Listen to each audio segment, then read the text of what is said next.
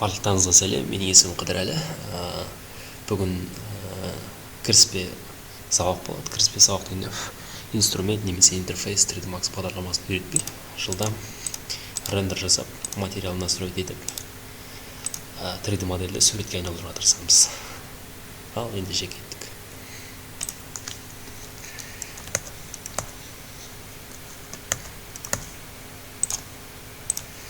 Бөлмені аламыз, бокс деген немен жасаймыз. Размерлер өлшем бір биіктігін 2:8 қояйық. Бізде мұндай қорап пайда болды. Так, convert to editable poly. Жоғар жағын мына бұрыштардың бәрін тұрады. Енді екі қабырғасын және детач. Сонда біз не жасап атқанымыз бәрі көрініп тұрады. Мыналарды скрывать етсек болады. И мына жерге кухня жасаймыз. Мұнда бір терезе жасап жүрейік. Жылдам. Модификациядан edge дегенде кіреміз. Екеуін белгілейміз. Connect жасап жүреміз. Үлкен бір терезе жасап жүрсек жетіп қалар. Тағы да connect. Так, расстояние кішкене үлкейтейік. Жоғарылау. Және жоғарылау терезе кішкене қысқартып өссек. Нормально. Қайттан полигонға өтеміз. Так, удалить саламыз. Үшпен аламыз, shift'ті басып тұрып. Терезенің сыртқа рамкасын жасап жүреміз. Сіздер мынау жылжытуды қақтан белгілеп жатыр деп ойлайсыздар. Мысалы, ол мынау объект белгілеген кезде оны жылжытуға болады, немесе айналдыруға болады, немесе масштаб етуге. Масштаб былай, немесе бір осьтің бойымен, көрдіңіздер, немесе биіктік бойымен, немесе жаңа екі осьтің жазықтығында. Айналдыру дәл солай. Y-Z бойынша мен қазір привязкамен қосып қойғам. Либо былай, либо былай.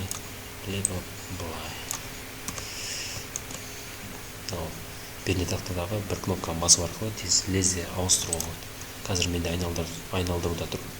W-ді бассақ, ол неге ауысады? Жылжытуға перенести. Выделить и move дейді. Жылжыту. Выделить и передвигать. Перетаскивать. И осы жерге мына жерден план создавать едік. План деген төртке бөліп тұр, сетка мына жерде көрініп тұр, сегмент. Бізге бірақ сегмент жетеді. Әтті мына жерден екі сегмент жасап, как раз екілік терезе жасап жасап болады. Қараймыз, мына жақта тұр, төбесінен қараймыз, мынау ортада тұр.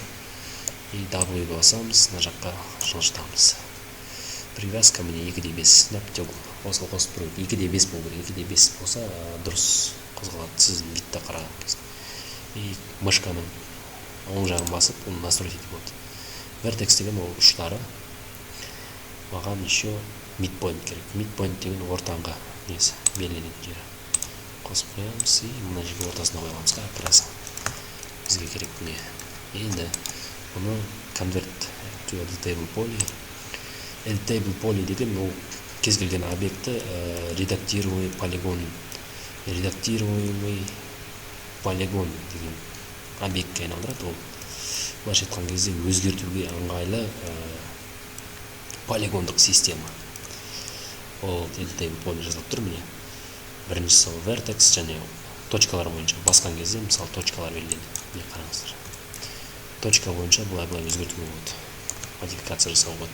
Белгілеп былай connect жасадық, осы модификатор арқылы жасалады. Және полигондық жүйе. Полигонда былай жазықтықтарды белгілеу арқылы оларға өзінің өзгертуге болатын бірнеше құралдар пайда болады. Негізі құралдар өте көп 3D Max-тың.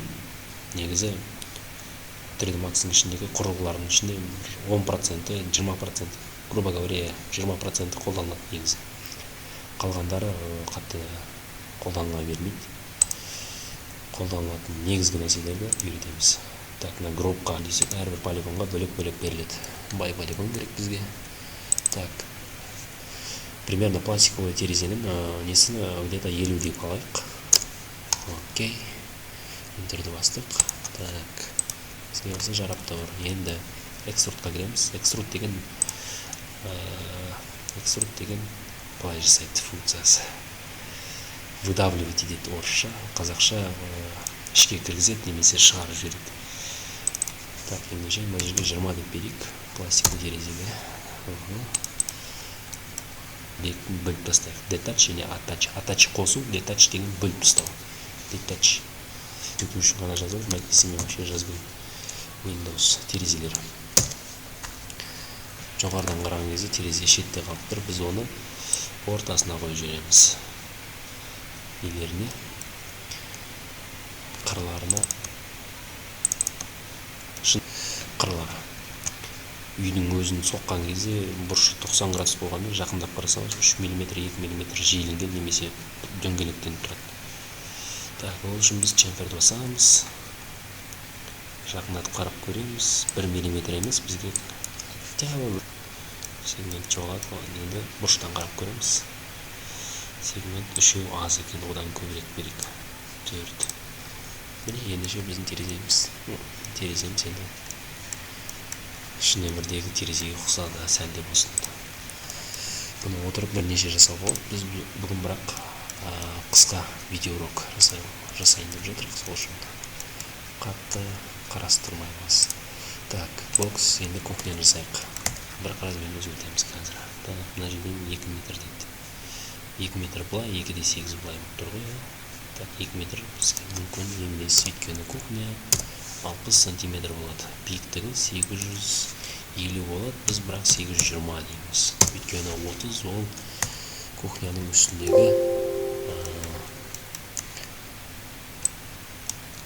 үстіндегі столешница дейді. Қазақша қалай болады? Опа, біз былай кетіп қалдық. Так, өзгертеміз енді. Қанша еді бізде? 5 метр. Опа, биіктік кетіп қалды. 850. Ладно, басына жасасақ. Былай кетейік. Жоп, төбе көтердік 5 метр дейді. Жақ 2 метрден 600 аламыз. Көжеміз. Сонда бізге былай түсті. Десеңіз біздің биік болып тұр екен. Енді дәл осыны көтереміз жоғарыға. Осыдан столешницаға жасап жасамыз. 32 дейік. 640 десем. 40 былай шығып тұра берсін. Жоғарыдан қараймыз, тағылет. Ұрыштан ұстаймыз, шеттен қараймыз. Жоғарыға астынан ұстаймыз да, үстіне жапса саламыз. Біздің столешница бар. Енді кезекте мен негізі терезенің кішкене стильный болсын деп столешницаны подоконник екеуін бірлестіріп жібергім келген. Бізге проблема емес, оны жасау оңай. Точкадан ұстаймыз, астына қойып жібереміз. Мынандай. Енді терезені по точкам ұстаймыз, тоже столешницаның үстіне дейін қарамыз болды. Енді только әйнектің өзі ғана қалды. Әйнекті тоже точкасын ұстаймыз, былай. И мына жерге дейін алып келеміз, привязка жасыл түсті, болды, все ұсталды. Енді қарап көреміз, бәрі в идеале. Белмейміз былай, коннект жасаймыз тоже. И екеулік. Жоғарыдан қараймыз, коннект тура осының үстіне түсіпті. И красава. И мына жерден полигонды аламыз, выделениені мынау шеті тисе болып белденіп кете береді. Егер былай болатын болса, выделение жасаған кезде қайсы тиді, сол белгіленеді. Көрдіңіз ба, ішіндегі мынандай қуыс қалып тұр, соны столешницаға алып экструд жасаймыз, экструд көбірек. Сыртқа дейін шықты, столешница далаға дейін шықты. Кухняның столешницасы бітті. Так, келесі кезекте мыналарға фасад жасап шығу керек бізге. Кубай алып, выделить еттік. Так, мынаны қосу керек. салайықшы дейік. Көтерілді еткен нәрсесін бәрі көрінсін, қалғаны көрінбей қойсын. Симметричный жасау керек. Былай жасасақ қалай болады?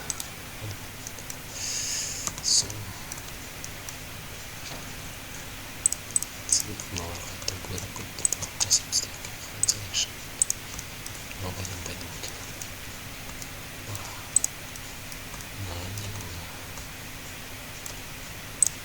Точка, мында точка түсіп кеткен.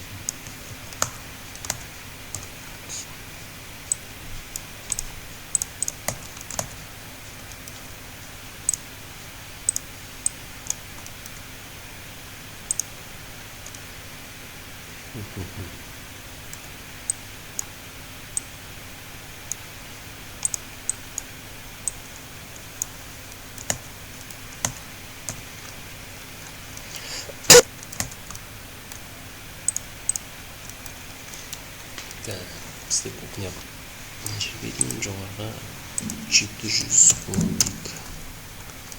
Тегістей салайық. Так қояйық.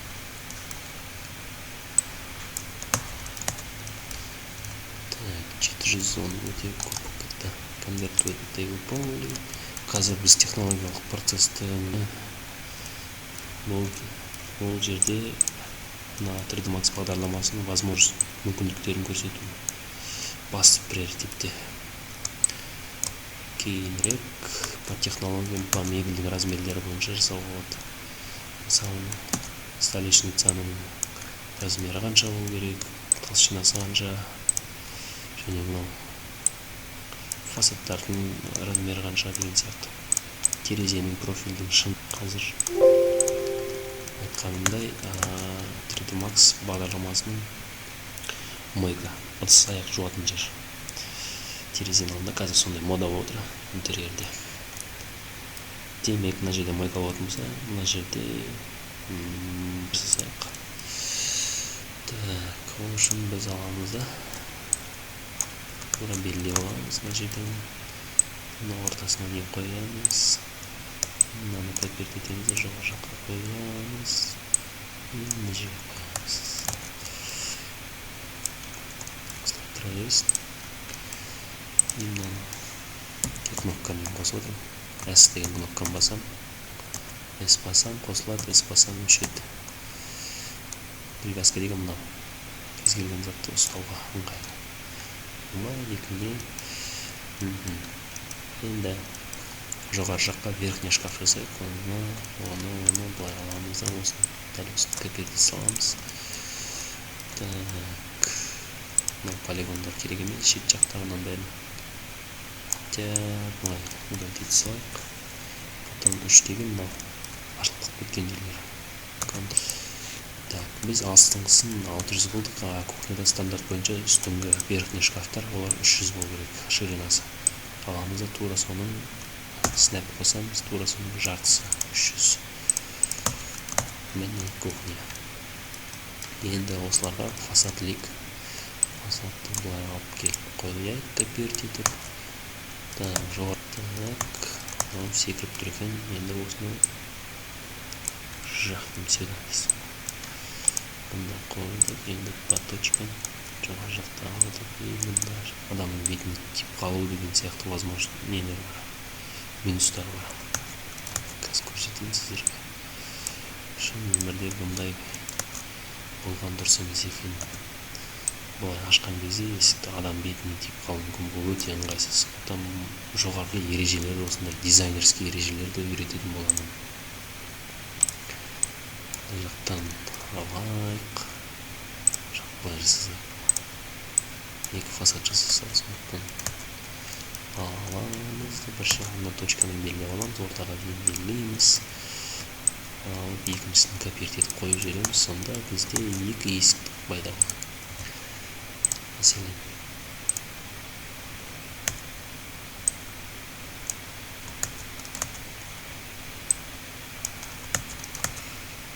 мына есік былай ашылады, мына есік былай ашылады. Адамға қатты соғым. Так, бұл түсінікті темадан ауытқып кеттік. келесі фасадтық тағы 4 фасад керек. Қоямыз, копировать етеміз, привязканың көмегі бізге тиді. Так, кухня бар, фасадтары бар. Енді ручкалар қоямыз.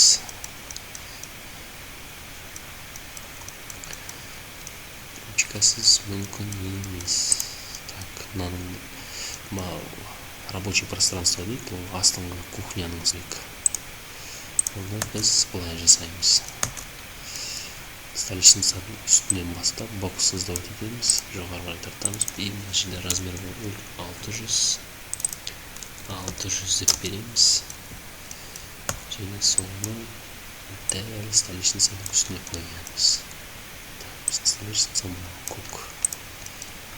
Және соның уровенде жоғарғы шкафтарды жылжытамыз. Астына ұстап, опа. Так, Ctrl Z. Столды белгілеген сияқты каркас қалып кетеміз.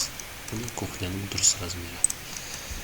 Бұл біздің жаңа создавать еткен қорапы. Бұл керек емес, өз қызметін атқарды. Оған рахмет айтамыз да, бұл кәлдеп желіміз. Бізде кухня тұр. Енді ручка жасайық. Ручканы өзіміз жасайық, жылдам. Қатты бір 8 ұзындығын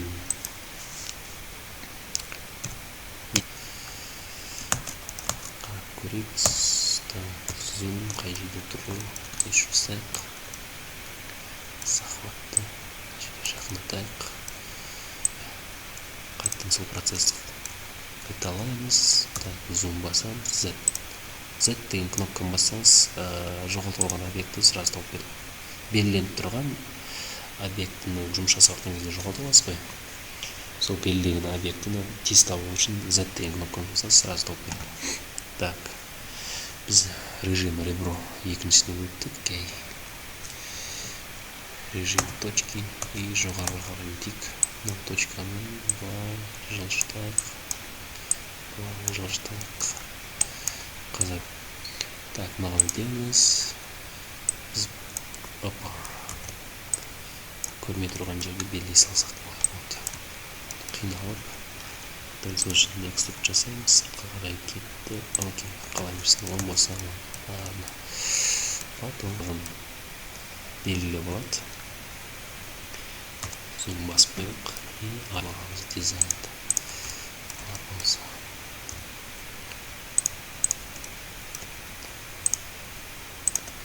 Танысын бәрін белгілі алдық. Чемперді жасаймыз. Ладно. Кәдімгі ручкаға ұқсасын.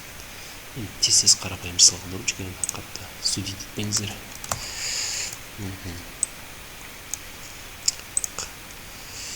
Аламызды маған ортасына қоя береміз.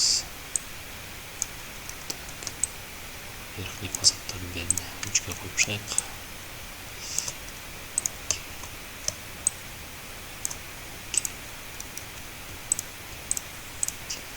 Мына жаққа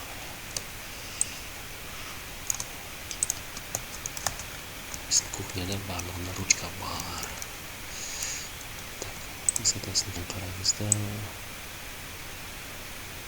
идеально где-то здесь қойдық. Және барлығы тұр. Енді астыңғы жаққа копировать етіп бұнда қойып жіберейік. Үстінде ручка бар, астында ручка жоқ болса ұят болады. Жоғары көтереміз, қарап көреміз қалай тұр. Сәл төмендеп қоямыз. Осымен барлығына қойып жасаймыз. Окей. Нормалымыз бұнда тұр. Қоямыз. Окей. Сәл төменге түсіреміз. Мындай мәселе мына жаққа қойдық ортасына. Midpointпен сразу мұнда қойдық. Және мұнда қойып. Бұны сәл түсіреміз кішкене. Бізде кухняда мына жерлер керек екен. Про это я забыл. Ладно, это не проблема. Мұнда тағы өлең қоямыз.